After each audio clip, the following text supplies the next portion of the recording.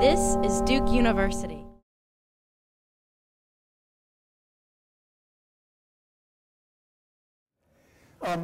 So now let me just say a few words about our honored guest. Chris Oechsli has been involved with the Atlantic Philanthropies in multiple ways over the years. He was first recruited by Chuck Feeney, the founder of Atlantic Philanthropies and donor, to work with him on the business side of Atlantic Philanthropies, in which he did a number of years. And then Chuck began to become interested in doing a lot more international grant making, and he asked Chris if he would come over and work with him on some of the grant making side. So he started on what we call the state, and he came around to the church later. And there's a lot of foundations distinguish between those two branches. In any event, and during his time at Atlantic, I think his first major responsibilities was overseeing the grant making that Atlantic did in Vietnam and in Australia, and then later in Cuba. And you should know that Atlantic was one of the foundations, one of the first foundations to become involved in Vietnam, and indeed was the largest donor for a number of years in Vietnam. And he continued to work there for a number of years, and then was recruited away to go work for Senator Russell Feingold, which he did for several years, and then was the long hand of Atlantic in its search committee, and Chuck decided to recruit him to come back and to be president and CEO of the foundation, which he did, I'm going to say 5 years ago, 4 years. It seems 5 years. 4 years ago. 4 years ago. And in that way, I should tell you that Atlantic, and he will tell you more about Atlantic, but Atlantic, as you may know, is the largest foundation that is in the process of spending down and close to the end. The Gates Foundation, of course, is a spend down foundation too, but it's much further away from the end. Atlantic was supposed to complete its spend down by 2020 or thereabouts, right? Yeah. Almost.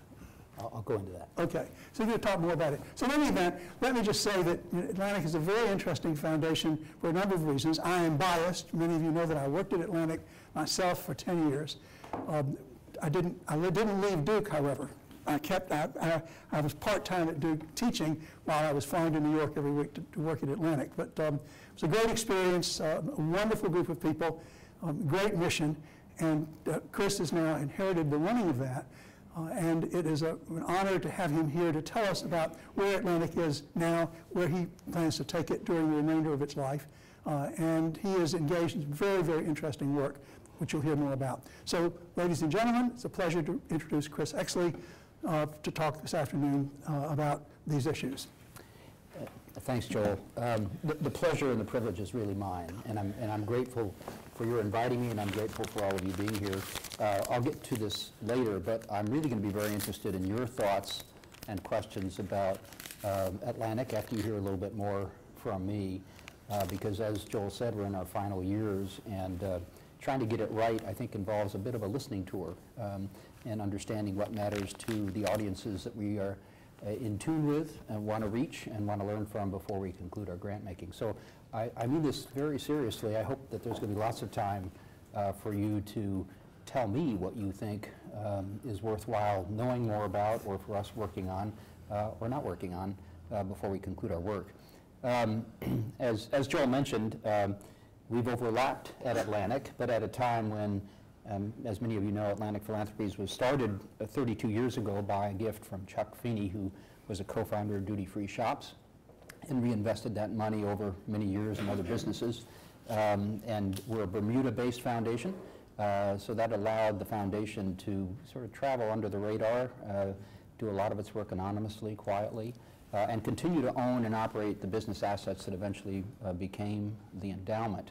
But during that course in the 90s, we did do our giving anonymously, and we were known as the Atlantic Philanthropic Services Company, and Joel headed up that group, and I was on the state side, and we did have a very strict divide between church and state, so Joel and I didn't really get to see a lot of each other. I kept inviting him to have wine with me.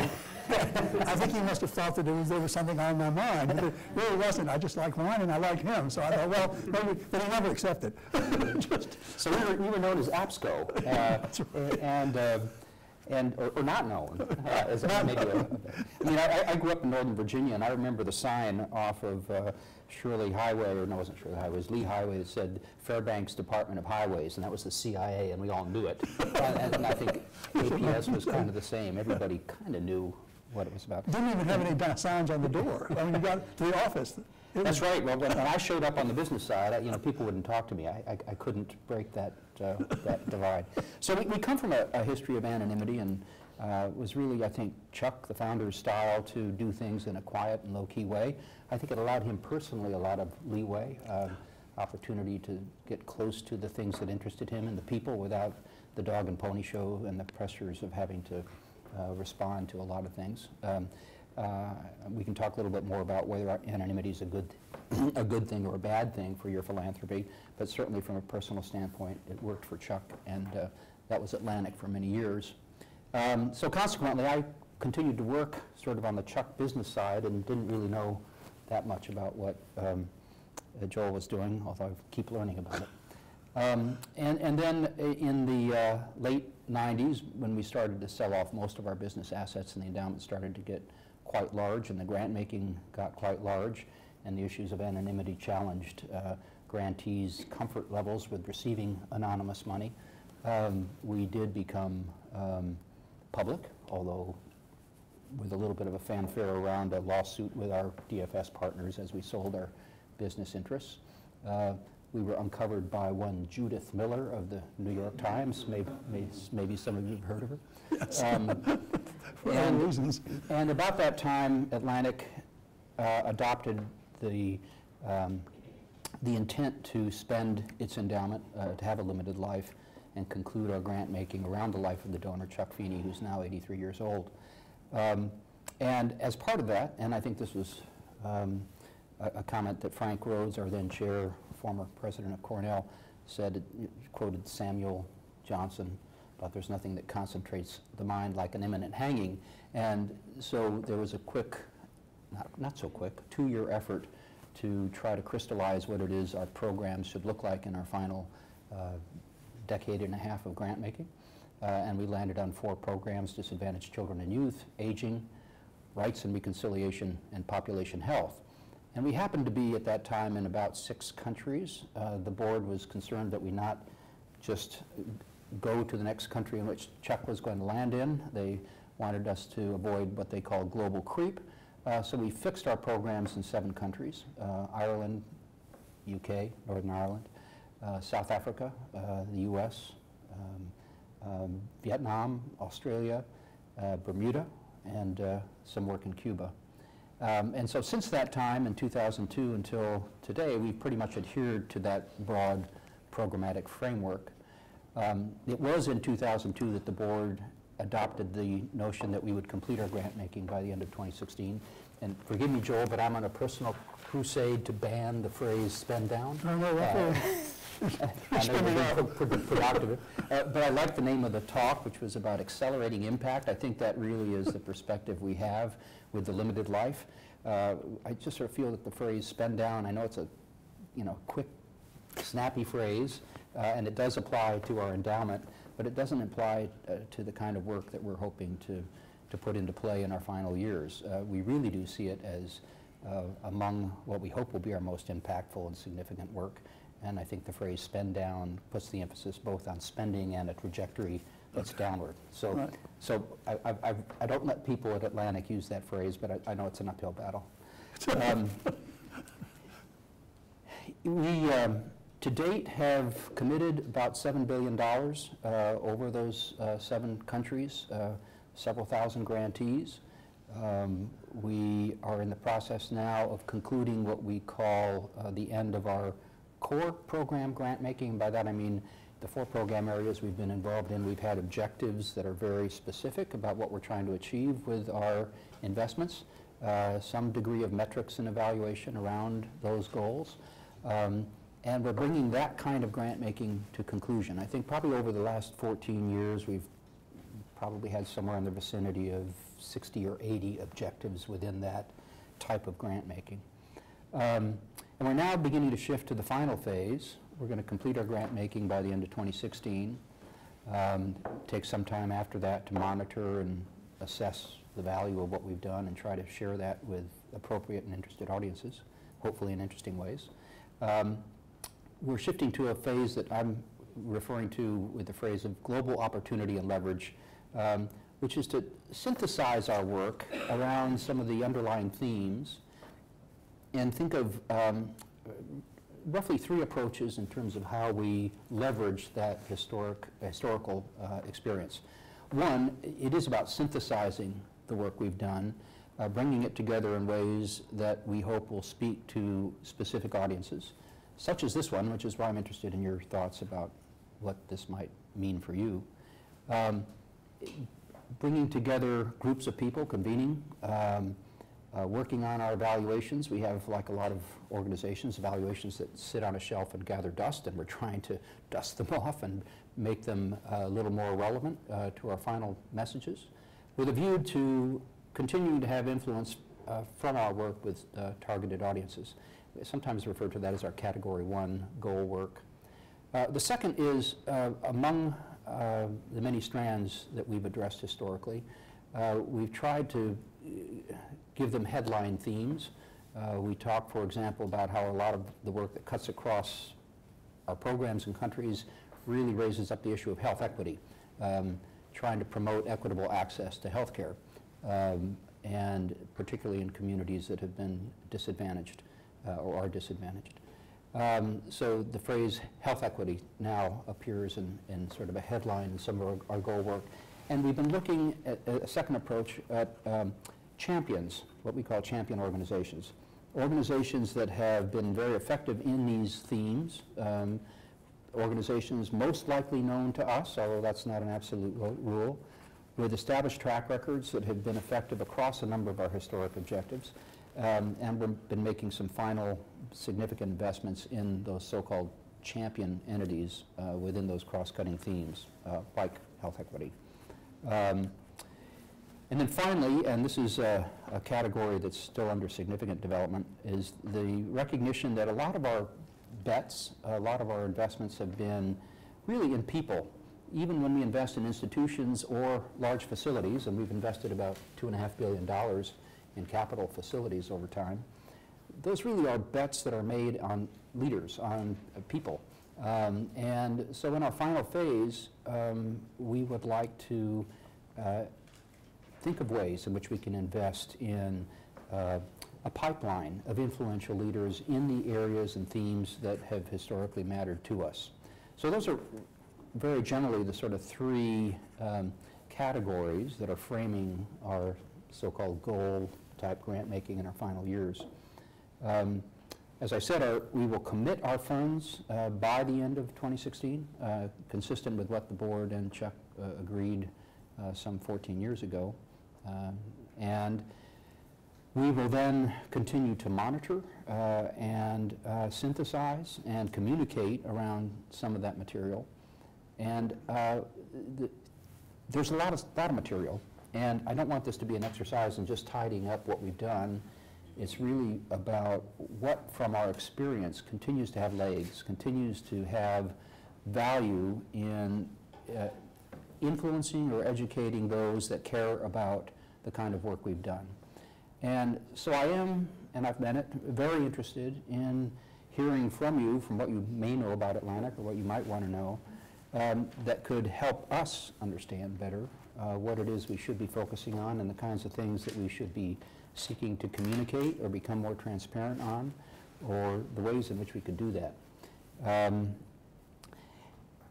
I could say a lot about this work. I have been working with Chuck now for about 25 years. I'm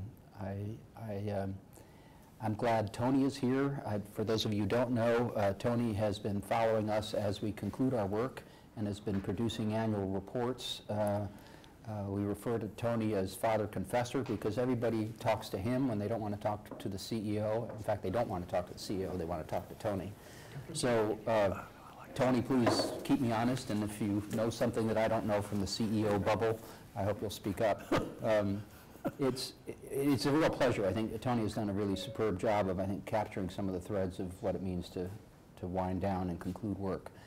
I could say a lot more, but I guess I'd prefer to have a sense of what matters to you and some of the questions or issues that would be most worthwhile talking to. I think it would be helpful if you highlighted some of the recent grants that you've made in this area, like the one we were talking about in Washington, and those ones that you can talk about that have been announced. Yeah. But to give people a flavor of more sense, a micro flavor of what kinds of thing you're doing. Yeah. In the context of this global sort of opportunity and leverage, we have already made a few grants, I think, in the convening area. We'll be doing more of this. For example, some of you may know we've been involved a lot in immigration reform in the U.S., but we've also done a lot of heavy immigration work in Northern Ireland, Republic of Ireland, and South Africa. There are more immigrants coming into South Africa from sub-Saharan Africa than there are immigrants coming from outside Europe into Europe. So these are major issues. Xenophobia and reaction to immigrants in South Africa is a universal recognized theme. So we convened a series of our grantees in Belfast, where we have had an office, around the issues of immigration, and speaking with activists and policymakers and communication specialists in the area of immigration to share common experiences, strategies, issues. That's one example of sort of the convening nature of this final work. In the category of champion grants, we made a major grant, well, I guess a big bet. I've been working with Tom Tierney at Bridgespan about sort of summarizing what's being done in the area of big bets in social change areas. And we define big bets as being something over $10 million per grant. We made a grant of over $10 million to the Center for Budget and Policy Priorities. They've been a long-standing grantee of ours, and I'm sure of others will know their work, because they were really, they continue to be a major influential source of analysis on relevant to economic policy in communities, disadvantaged communities in particular. And their work cuts across a lot of our programs in aging, disadvantaged children, health, et cetera. So that was an example of a bet on a champion organization in a space that cuts across a number of our categories. We have a few more that we're pretty close to agreeing, assuming the board approves them in March, but it'd be unfair of me to tell you before the board says they're okay. I'm trying to think if there are other ones I can disclose at the moment. They'll come to me. Okay, no, that's great. So you think about the areas you talked, we were talking earlier about things that focused on inequality and what might be done about it as a major theme. Are there any that you've done anything in that area about that you can talk about? You know, that's the toughest area. It certainly is the theme of the day. We're hearing a lot from all sources, whether it's the Pope, the President, Thomas Piketty, or some of the usual voices who've been there earlier with maybe not as recognized. The issues of inequality, though, are, I mean, it's now becoming part of the Republican Party debate. Right. Even. Very complex, nuanced, long-term challenge. These are not things that can be solved with a few grants or a few players, and this kind of ties into what we're thinking about as one approach as we conclude our work, recognizing that so much of what we've invested in and cared about historically are long-term challenges. They are not resolved, and we're a limited life foundation, and we'll talk about the pros and cons of that, but these problems will exist beyond Atlantic's life. And so how do we look at our contribution towards solutions of those challenges with a limited life perspective? In the area of inequality, one thing that we're beginning to explore, and I think it's going to be some months before we come out with a plan or a framework, is to invest in people, and to invest in people around multidisciplinary cohorts around a theme such as inequality, recognizing that this is not just an issue for economists or policymakers or ethicists, but maybe a combination of a team like that interact on an extended basis around a common challenge, and perhaps with some common set of values, not necessarily marching in step politically, but certainly recognizing that these are challenges to the coherence of our social fabric. History shows us that inequality is dangerous to healthy societies, and I think we probably all recognize that. So what do you do about it? And there are no magic silver bullets, but there are, I think the time is ripe where people want to come together to explore solutions. So the notion of investing in multidisciplinary cohorts over an extended period of time who look at these issues from different perspectives. Let me give you an example. I've been talking with London School of Economics, who just started an institute, an inequality institute, where they want to bring on a multidisciplinary basis people who they historically work with, very good international, but also economics, social sciences, policy-oriented folks, around how do you build influential leadership in that space with a view to achieving some tangible gains, whether it's tax policy, whether it's sociology, whether, pulling together evidence about the problem. I think you have to start by providing that evidence, and then maybe coming up with some specific strands of solutions to address that problem. Right. I think it's important, you noted that Chris said earlier that Atlantic's domiciled in Bermuda, which means that Bermuda, as a Bermuda foundation, it's free to do a lot of things that foundations that are domiciled in the United States can't do in terms of taxes, because it's much more active in advocacy related to things dealing with legislation than any American foundation can afford to do under the tax law, at least strictly interpreted. So, you might just think a little bit about how that fact enables you all to do things that you want to do that many American foundations couldn't do. That's true. As a Bermuda foundation, as we sold off some of our assets, the proceeds were able to go into branches of our organization that could engage in C4 funding, 501c4 funding, a lot more advocacy freedom, and we have done a significant amount of C4 funding in support of the Affordable Care Act, in immigration reform.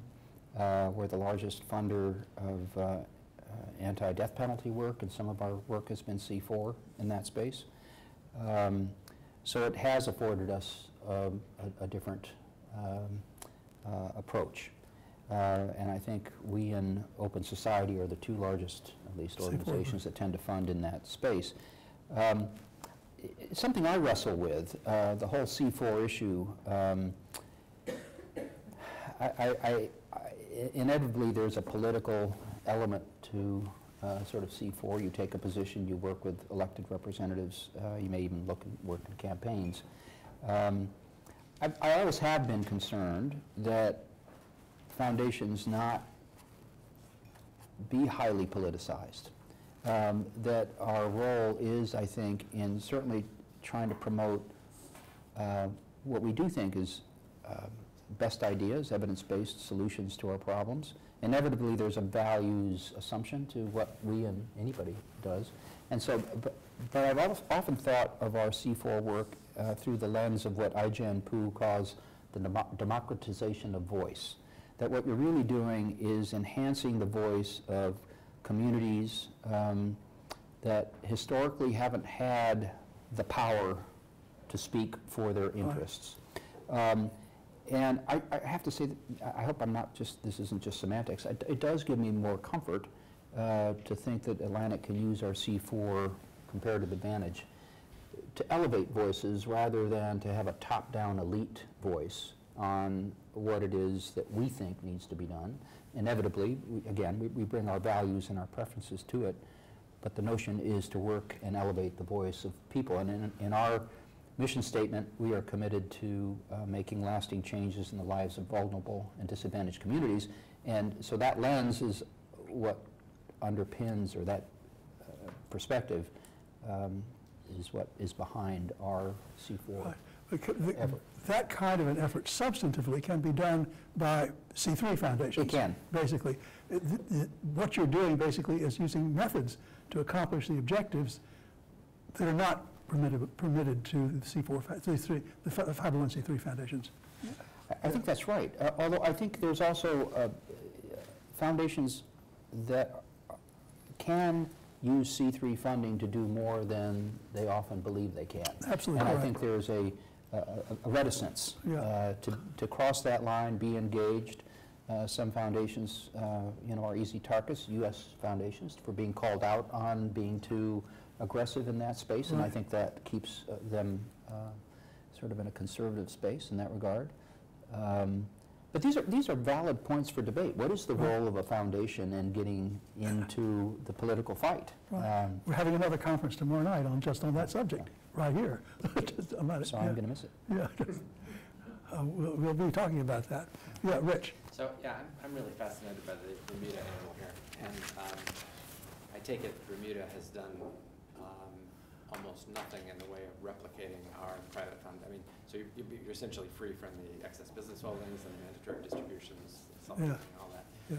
So what I'm wondering is, given that a lot of very wealthy people don't really care that much about the current income tax deduction because it's capped at 50% or 30% of their adjusted gross income, which is small relative to their capacity to make gifts.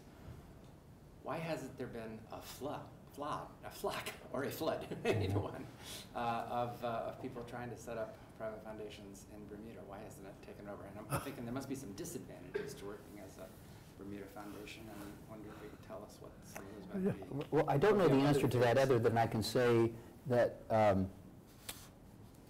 technically the Feeney family fortune was held by Mrs. Feeney, a French citizen who was not a U.S. citizen. Right. So there was never an obligation to get into the U.S. screen on ownership, contribution, deductions, and it was part of, I think, preserving that anonymous, quiet approach to philanthropy and flexibility around being able to continue to. The original donation to the foundation was of the business assets, and they were still very active businesses at the time the contribution was made. So Chuck was thinking ahead and saying, our family shouldn't have this kind of wealth burdening us as a family. So as these businesses get unwound, the proceeds should go into philanthropic solution. And typically, I think, if I'm correct, a lot of the domiciles of the businesses were also in Bermuda and other places, so that you didn't get into the problem if an American with wealth wants to give money to a Bermuda foundation, you don't get a tax deduction for it. That's right. But as I said, I think a lot of them don't care about the tax deduction. Yeah. That's It right. is true that if you had to reorganize a company as a foreign company, there'd Yeah. be an extra Right. tax that would be pretty Right. significant. Yeah. I think that's right. I think going from an American solution to a non-U.S. solution, you would have some tolls to pay for that exit. In this case, there was never there were several entities that were U.S. entities, Yeah. but the bulk of them were not. A U.S. foundation that wanted to re-domicile in Bermuda, has that been done, or do we know? No. I don't know that would provide much in the way of savings. I mean, in this case, the impetus was these were operating businesses that could not be held by a U.S. foundation, and Chuck was ready to transfer those businesses. There are European. I think you couldn't do that, actually. Because you have to, when you dissolve a 501c3 organization in the U.S., the assets have to go to another 501c3 organization. In the U.S., I don't think yeah. Bermuda I think that's right. Yeah. I think can that's be a right. 501c3. Yeah. Yeah, and part of the problem, as you know, was that the 1969 Tax Act was enacted prohibiting ownership of more than a minimum amount in any business, for-profit business. That's right. And so, and all of these, including duty-free shops, they were founded after that, basically. They were set up deliberately. They had a very good tax lawyer by the name of Harvey Dale, who designed the structure. There was something, I think Harvey once told me, some 250 different structures that the enterprise was created in large part to fix to be able to do what we're talking about been doing, and with the benefits flowing through Bermuda, basically. It was a very tax-efficient structure, and that's another subject of debate. Yeah. You know, who gets to have a piece of the earnings, and who gets to decide how to devote Right. those earnings for philanthropic or public purposes. Right. I don't know that I can thoughtfully engage in that discussion, but I'd be happy to give it a shot. Well, you mentioned earlier talking about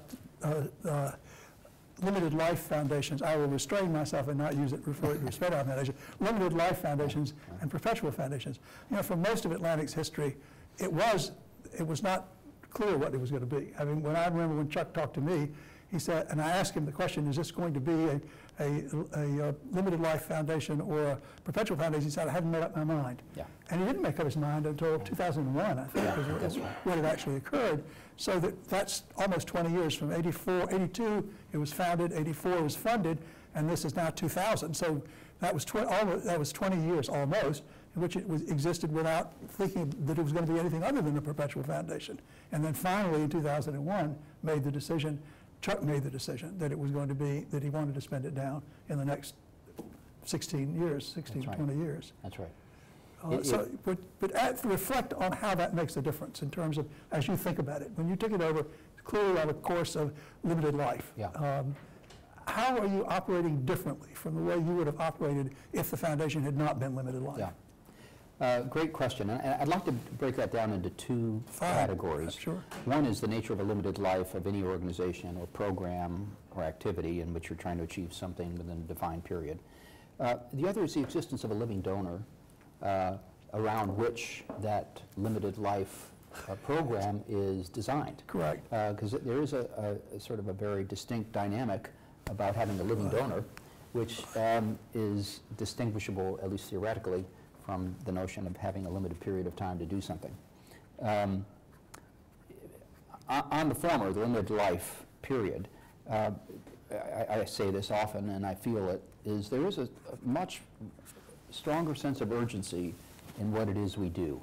I think, I don't want to be unkind to my foundation colleagues, but I do feel like we move more quickly on things. We feel like we have less time, and we do, to accomplish what we think we're trying to accomplish. So it translates even into things like administrative detail, how quickly we process things, how quickly we try to arrive at some decisions, how quickly we make choices from competing opportunities. So the sense of urgency is real, and it does translate into speed of action. Now you can argue, you know, haste makes waste. You have to be careful that speed isn't going to compromise the quality of your delivery. But I do think that on balance it's tangibly different in terms of timing of execution, decision-making, processing. I think looking at it from a staff perspective, and maybe Tony, you could weigh in here because you talk to staff a lot. I do think it adds a combination of pressure, anxiety, maybe the negative part of the pressure, also exhilaration. The fact that we are out to accomplish something and we're not going to be around for very long to do it. And not only does the organization have a limited life, but we have limited lives as employees of that organization. So there's a sense of urgency to get our work done. A major difference is we can devote our resources sooner. And in Chuck's parlance, that means making big bets. Chuck has consistently been a champion of big bets and not a champion of what he calls sprinkle philanthropy. It does mean we can think a little more boldly. I'll never forget, for example, going to Vietnam in 1999 with Chuck, and we went to Chuck has had an interest in libraries, among other things, and we went to Hue University, and they had a small old colonial French building that housed the university library, consisted of a room about half this size with tables where students slept. They went there to sleep. And in the back, there was a closet filled with Soviet newspapers tied in twine, and another closet that had 3 computers donated by some American university that nobody knew how to use. And that was the Hoyt Library. And so they came to Chuck. They'd heard that he was interested in libraries. They said, well, could we kind of renovate this building? You know, we could paint it. We could, you know, put a few books in that corner. And he said, tear it down, and we're going to build this library on this whole block, about 10 times the size. That's one version of big bets. There are other, you know, the Center on Budget and Policy Priorities is another example of a big bet. So it isn't just about buildings, but it is this idea that you're not preserving your capital, you're not tied by a 5% payout, and you can go big. And while we certainly do have to have budgets and plan our orderly demise, we have some freedom and flexibility to go big and with big opportunities. A recent example of that, which people probably remember, was just a couple of years ago when Atlantic gave $350 million to the consortium, Cornell and the Technion in Israel, to build that science, technology, research and teaching facility on Roosevelt Island in New York, Right. Which was under the supervision, it was Mayor Bloomberg's idea to do it, but Atlantic could come up with 300, and that really, many people think, is the reason that ultimately Cornell and the Technion got it rather than Stanford. Stanford, yeah. Stanford pulled out the day before the gift was announced. I still get calls from Steve Denning, who, as you know, is the chair of the board of trustees at Stanford, and somebody who helped make a lot of the money in Atlantic's endowment. Those are big bets, and we are still doing some of them. In fact, I forgot to mention one that we recently made to the NAACP Legal Defense and Education Fund to launch the Thurgood Marshall Institute. So that's a major difference. You're not trying to preserve capital. You're not limited to the 5% spending rule. You are driven by a donor who wants to do things in a big way. It certainly helps to have a grant like $350 million to add to our averages, but our average grant is $1 million a grant. Right. So that's a distinction of, I think, a large limited life philanthropy.